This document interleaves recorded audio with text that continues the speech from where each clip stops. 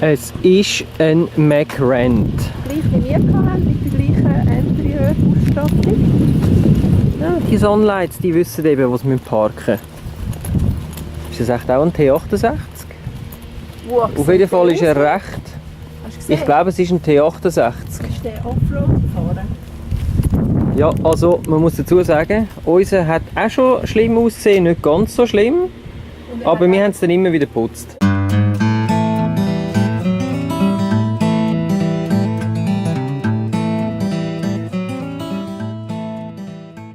Guten Morgen miteinander, herzlich willkommen zum neuesten Vlog.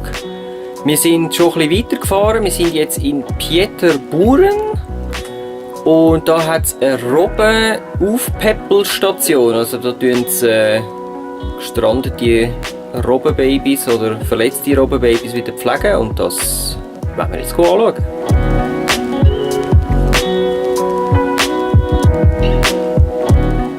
Zur Stärkung gibt es jetzt zuerst noch schnell einen Äpfel. Und was eignet sich besser zum Draufsitzen weder eine Robbe?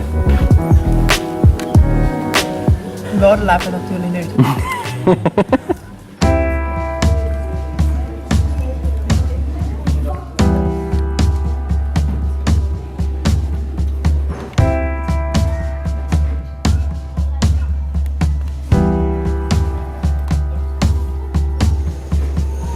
Also super Sache, 57 pro Person. Und endlich sind die Sachen auch mal auf Deutsch angeschrieben, also können wir auch wirklich davon profitieren. Da sieht man, was die Robben zum Teil alles haben. Lungenwürmer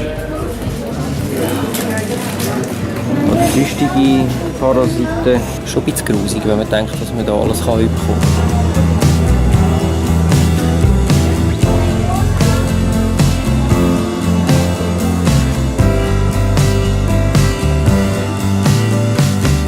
Wie man hier sieht, sind hier der Ludo und der Amelio drin. Es sind ruhige, beheizte Räume und sie werden mit stark fetthaltigem Futter ernährt, damit sie möglichst schnell wieder zu Kräften kommen.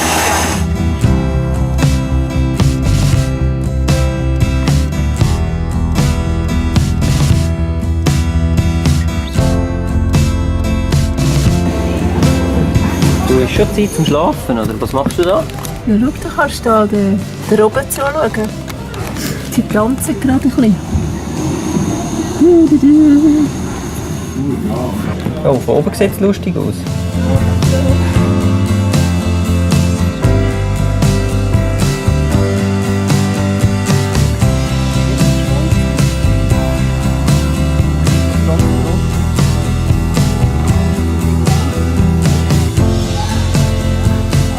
Sieht aus wie eine Boje. Mhm. Und die zweite Boje.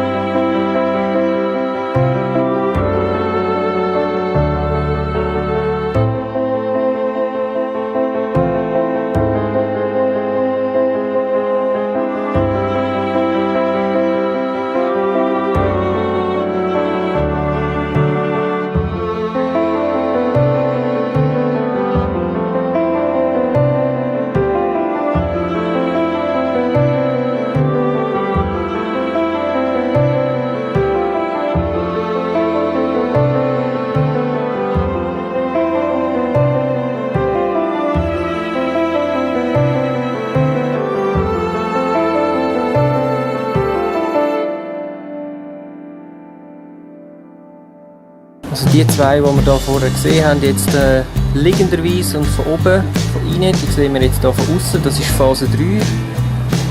Nachher werden sie quasi wieder in die Freiheit entlassen. Das hier ist Phase 2. Nach der Intensivphase kommen sie hier hin. Wie man hier hinten vielleicht sieht, hat es 2 Becken, wo die Seehunde trennen können, damit sie das Gewicht messen und die Temperatur, damit sie unter Kontrolle haben, wie sich der Zustand verbessert. Was auch noch lernen in der Phase 2, das lernen, einen Fisch zu fressen, weil die sind sich auch eigentlich von Natur aus gewöhnt, lebendige Fische zu jagen und zu fressen. Das können sie hier natürlich nicht anbieten, aber sie geben ihnen einfach tote Hering und wenn sie in der Phase 2 sind, müssen sie einfach selber fressen. Also sie werden nicht mehr wahrscheinlich irgendwie sonst ernährt. Es hat hier noch mehrere Becken mit Phase 3, habe ich jetzt gerade festgestellt. Die sind auch schon ein bisschen grösser, das sieht man gut eigentlich. Die haben es also friedlich da. Die söhneln ein bisschen und die meisten sind allerdings unter Wasser, darum sieht man es nicht so recht.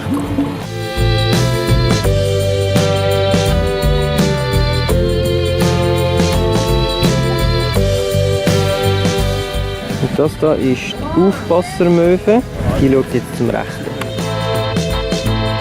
Also ich denke, es ist wahrscheinlich viel Arbeit, die haben, und gleich ist es auf eine Art ein Tropfen von heißen Stein.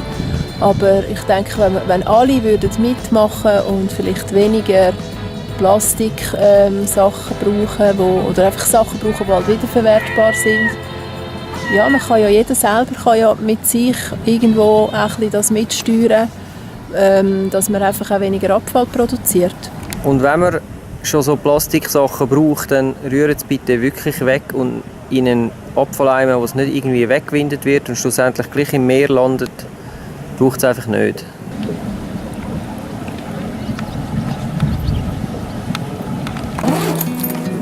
So, das ist eine gute Sache, da spenden wir jetzt auch etwas spenden. Was? Ich komme gar nicht richtig rein, ich muss es kleiner machen. So.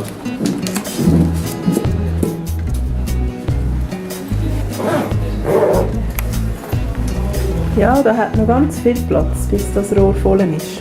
Weil, wenn das Rohr voll ist, dann kann man vielleicht so eine Box, kostet 10'000 € kaufen. Jetzt könnt ihr noch das Gästebuch ausfüllen.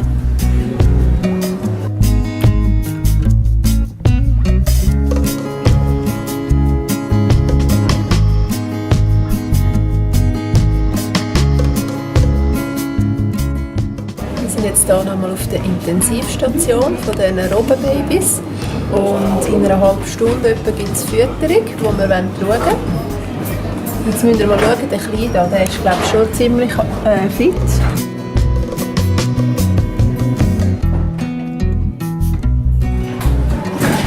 Ja, der Fisch kommt.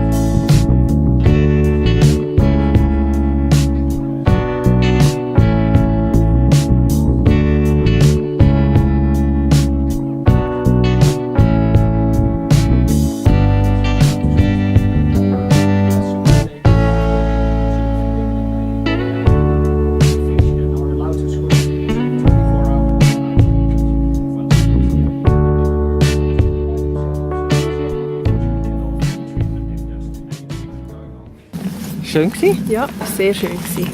Kann man also sehr empfehlen. Am besten kommt ihr so gegen den Mittag und um 3 ist dann die Fütterung, wie ihr jetzt gesehen habt. Also die Fütterung, muss man sagen, wir sind jetzt einfach bei der Intensivstation gerade geblieben, aber die Fütterung findet überall statt, also auch die in der Phase 2 und 3 sind.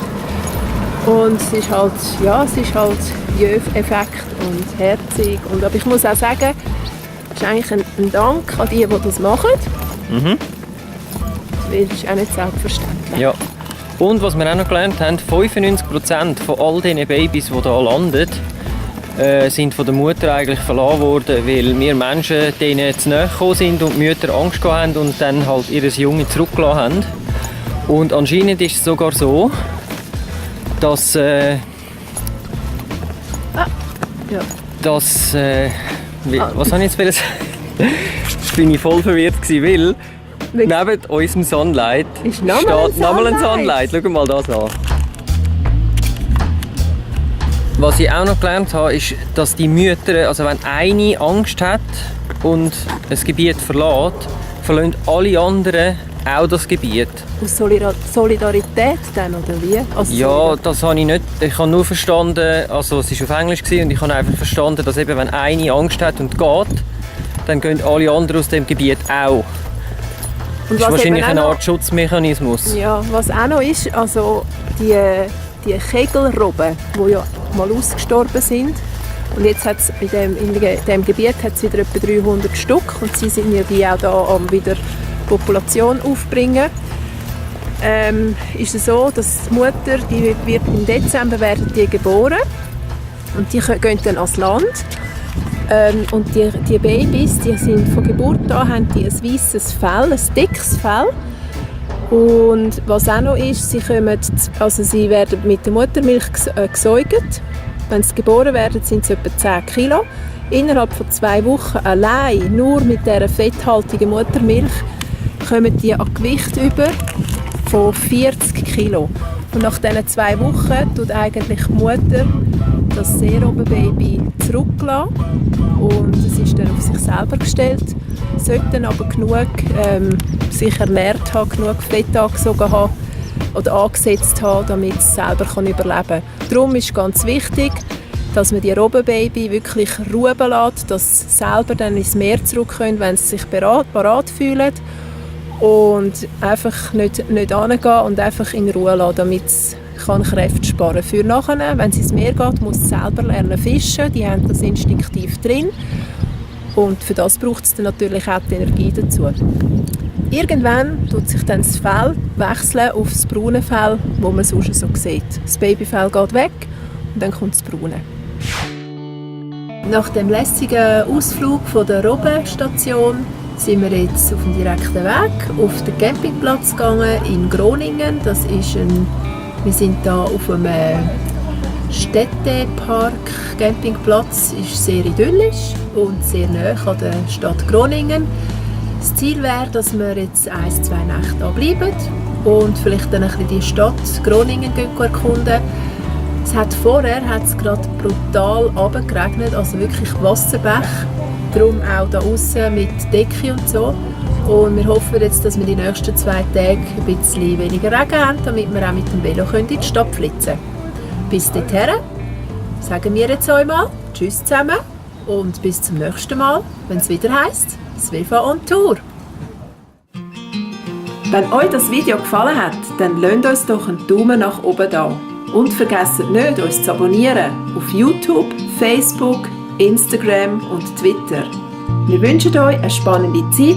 Bis zum nächsten Mal, wenn es wieder heisst «Svefa on Tour».